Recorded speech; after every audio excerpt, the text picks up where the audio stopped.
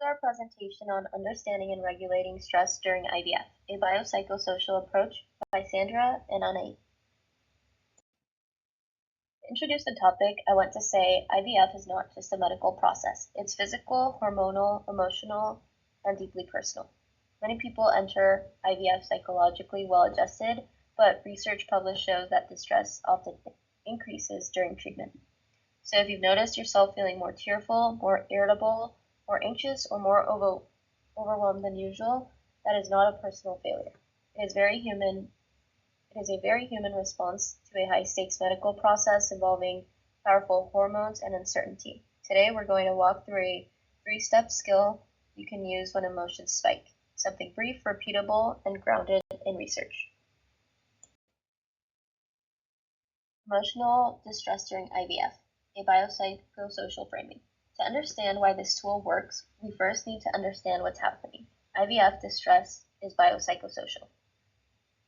And to start off with the biological parts of it, hormonal medications used in IVF have been associated with mood swings, anxiety, depressive symptoms, emotional lability.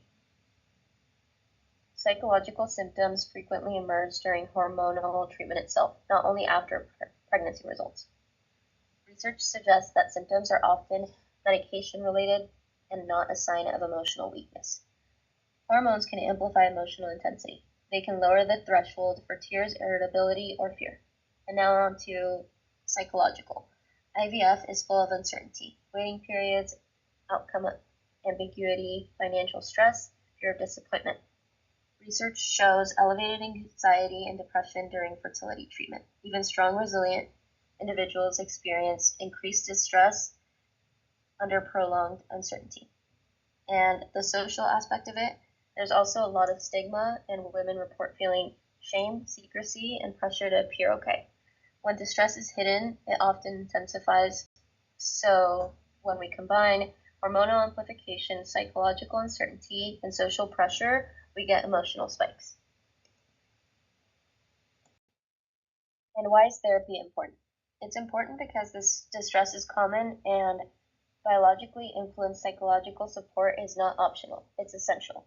Interventions significantly reduce anxiety, depression, and fertility-specific distress, and importantly, these improvements happen during treatment.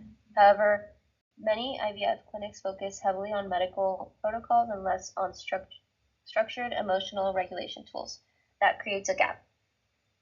Patients are told what medications to take, but not always what to do when emotions surge. What's needed is something brief, accessible, and repeatable in real time.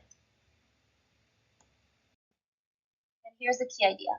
Emotional distress during IVF increases when hormonally amplified emotions are misinterpreted as personal failure. For example, I shouldn't be this upset. Why am I falling apart?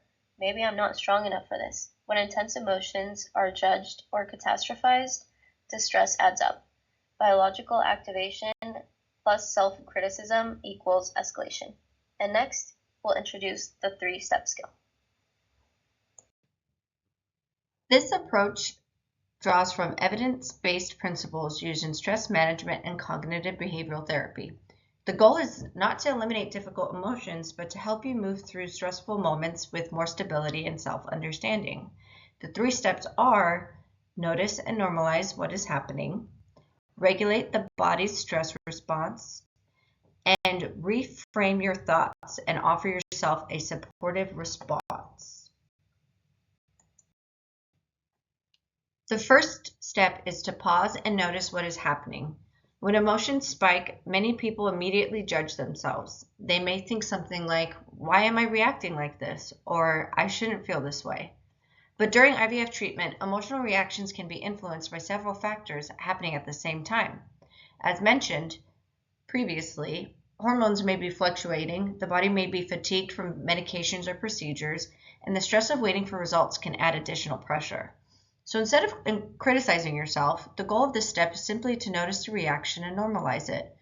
You might say something like, "I'm noticing that my emotions just shifted," or "This may be hormonally amplified," or "My body is under a lot of pressure right now."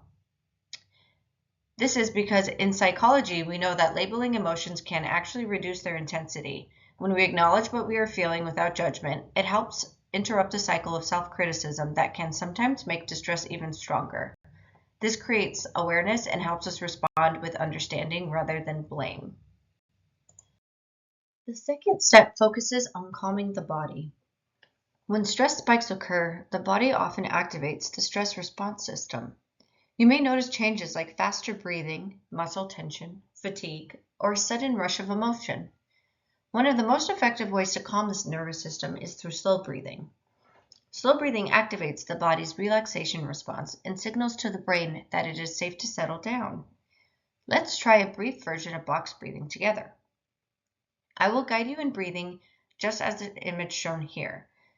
Take a slow breath in through your nose for 4 seconds, hold for 4 seconds, then exhale from your mouth for 4 seconds. I will count for the first round and then simply instruct for the following 2. Starting in 3, 2, 1.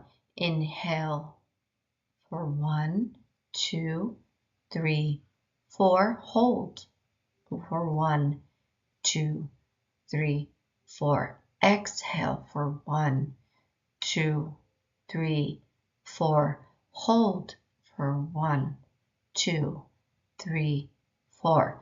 Inhale. Hold.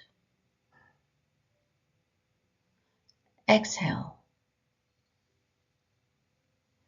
Hold. Inhale. Hold. Exhale. And now we have finished. Even a short moment of breathing like that can help reduce physical tension and lower the intensity of the stress response. Maybe you might have noticed that just now. Research on stress management during infertility treatment has shown that relaxation techniques, such as this breathing exercise, can reduce distress during IVF. By calming the body first, it then becomes easier to respond more thoughtfully to the situation. The third step is offering yourself a supportive response. When people are under stress, the mind often jumps to harsh or catastrophic thoughts. For example, someone might think, I can't handle this, or something must be wrong with me. In cognitive behavioral therapy, we know that the way we interpret a moment can influence how intense our emotions feel. When we shift our internal response to something more balanced and compassionate, emotional distress often decreases. Instead of criticizing yourself, you might try saying something like, this is a difficult moment, but it will pass. My body is going through a lot right now. It makes sense that I feel overwhelmed. Supportive self-talk does not ignore the difficulty of the experience. Instead, it helps reduce the extra layer of self-criticism that can make distress feel even heavier as you are going through this experience. Let's imagine how this might look in a real-life moment during IVF treatment.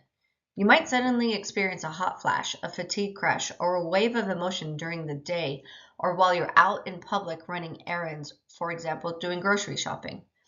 In that moment, you could pause and go through the 3 steps. First, notice the shift and normalize it. You might say to yourself, something just changed in my body or emotions. Second, take a few slow breaths to help regulate your nervous system. And third, offer yourself a supportive response, such as, this reaction makes sense. My body is under a lot right now. Remember, these are common side effects. Moments like this are very common during IVF treatment. Hormonal changes, physical symptoms, and the uncertainty of the process can make emotional reactions feel stronger or more sudden than usual. If you notice these shifts, it doesn't mean something is wrong with you. It means your body and mind are responding to a very demanding experience.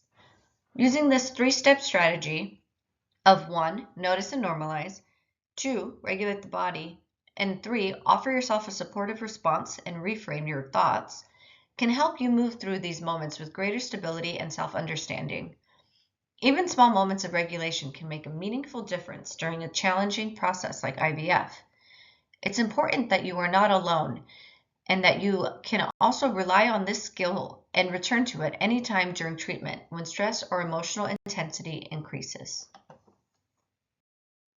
Thank you for listening, and we hope that this 3-step strategy proves helpful to you during your process of IVF.